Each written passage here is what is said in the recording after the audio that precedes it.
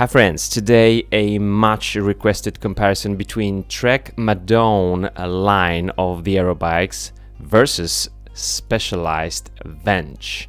So we've got the new Specialized Venge and the new Trek Madone, and I almost never do that on my buyer's guides on this channel, but here I'm gonna tell you right away that it is the Madone that clearly wins the comparison of the two. So let me just start with the Specialized and tell you what will be the two main problems, big problems with these bikes. Problem number one, there is no difference between S-Works Venge and the Specialized Venge. This is just the marketing thing. This is same exact chassis. I'm gonna show you that just in a second. This is the older Venge, so we're not gonna take this one into consideration, but S-Works and Specialized Venge, S-Works Venge, Specialized Venge, same chassis, no difference in the layup, in carbon, in weight, and I see no $5,000 different because we are starting with $8,000 for the Venge Pro and 13.5 S-Works Venge. Of course, this is second collection, so it's gonna be a limited one, bit more pricey, but 12.5 either. No difference in components for 4,000 or 5,000 bucks. So this is very important. Problem number two with the S-Works Venge and the Specialized Venge.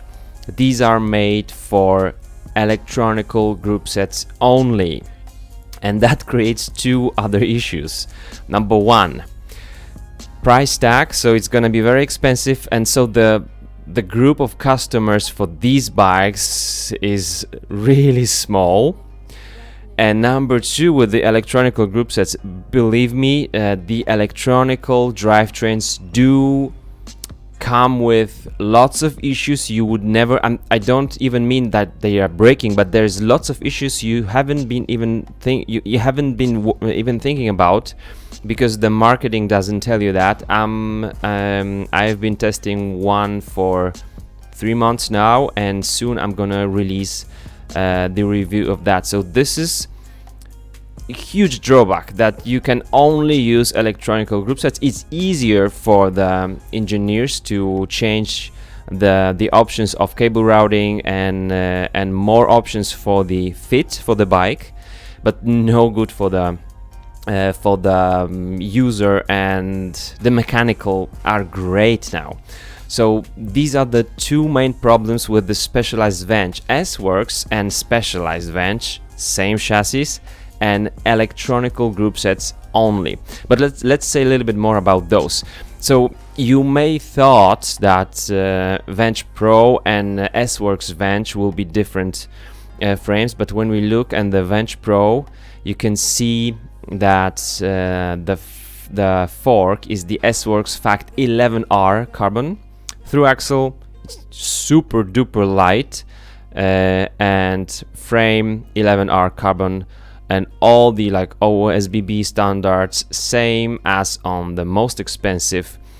This is the in pounds, but this is $12,500 or over 13 in the second collection. But you also have 11R carbon, so this is the highest grade, of course, the high-end stuff, OSBB. So same standards, and the fork will be the same here, same geometry, same everything. So the difference will be, of course, in the components, especially the wheels will be different, but just, you know, the components will be different. But saving, let's say $4,000 comparing to this model, when you buy Venge Pro, you have so much money for upgrades. This bike doesn't even need upgrade, in my opinion. But here you have it. So the Venge, the newest one, has many updates comparing to the older one. It's a completely different bike. It's much lighter. It's almost half a kilo, comparing the frame set with the cockpit and with the seat post. It's a lot. This is lightweight Aero bike. it is people say it handles better than the one before. The fit is a little bit easier than the complicated one, especially on the cockpit and cable routing than the Venge Vias.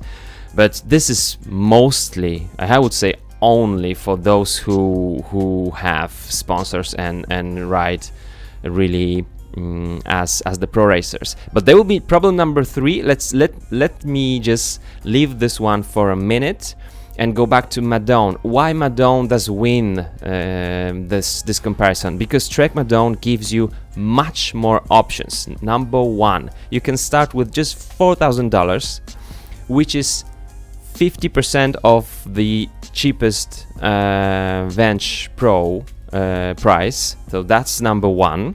Number 2, you can also opt for the rim brake version and the disc brake version. To be honest, this is not that important for me because I would really rather want to have the disc brake version on the higher grade carbon frame set. And then the fit, in my opinion, will be will suit more riders. But let's start with the cheapest one. So this is the Madone SL6. The biggest point about it is the carbon layup and the geometry. First off, we have 500 series OCLV carbon, which is that cheaper blend of carbon fiber. Trek does give us the weights: 8.2 kilograms for this bike, Aero bike, for $4,000. Spec like it's spec for the Trek quality. It's good price. I do like it. And then H2 fit. This is the fit that will fit most of us, because it's no-brainer that when you buy an Aero bike and then you sit in the too aggressive position, you're not gonna use any advantages on the Aero bike. You're gonna get injured, my friends. Really, this is super important when you are buying any bike, especially Aero bikes, as the Aero bikes most often tend to be more aggressive on the geometry. So cheaper carbon layup, more, it's not a comfy ride, but more upright position, so the bike is shorter and higher, and just the standard cockpit, so it's not like the integrated Aero cockpit. And the rim brakes look like this. So this is cool. It's not too complicated. You have the access to the brakes, to everything. The rear one, let me show the rear one. There is the picture of the rear one. So nothing too complicated. It also comes with the ISOSpeed decoupler. This is the let's say older generation or the cheaper generation of the ISOSpeed decoupler, but it truly makes the ride more comfortable, especially on the Aero bikes. I do have the Aero bikes with that Di2 components. They can be quite harsh on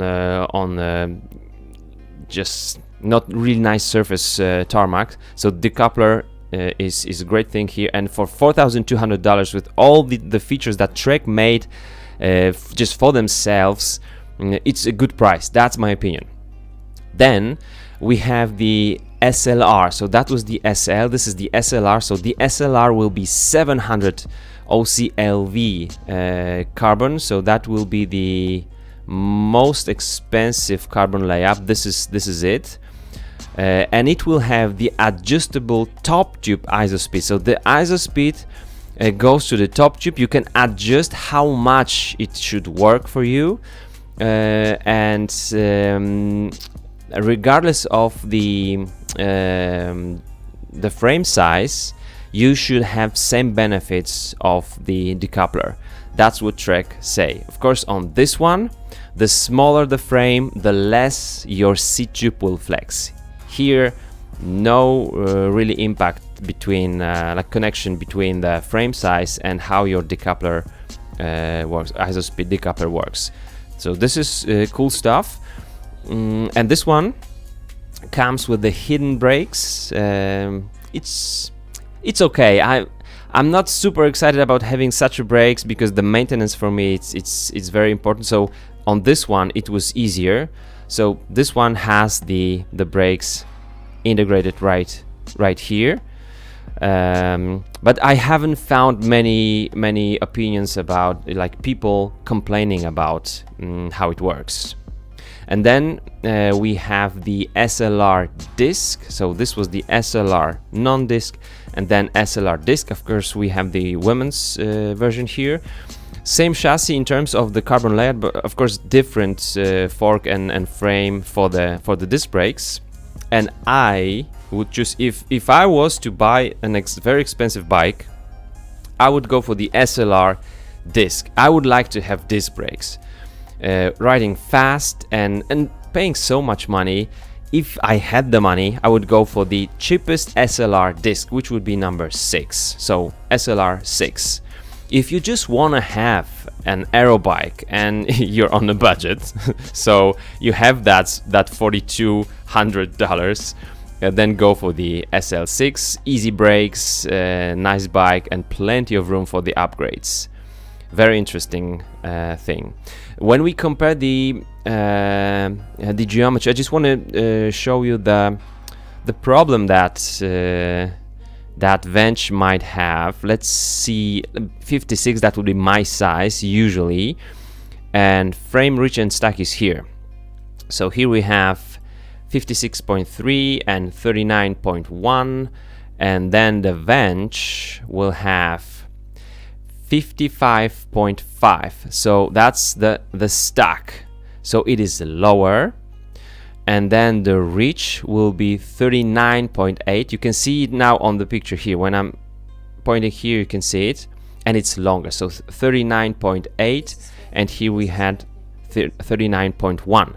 So even the SLR, let me show you, even the SLR, which is more aggressive on its geometry comparing to the SL model, will still be less aggressive than Venges, all the Venges, like Specialized Venges and S-Works Venges. When you pay so much money for the bike, you are probably a crit racer, you go for the performance, you're 100% just guy that needs, or woman that needs a bike fit. Check out the geometry before you buy the bike, because in my opinion the Madone will be better fit for most of us. Riding on the drops, you need to ride on the drops, is always easier when the bike is shorter and higher. And these, believe me, SL and SLR still are not comfortable ride. These are not endurance geometry. These are quite aggressive racing bikes. So this is it, guys. Main problems with the S-Works Venge and the Specialized Venge is that S-Works and Specialized is same thing, so same chassis. And this is only for the electronical group sets. It's also very aggressive comparing to other bikes.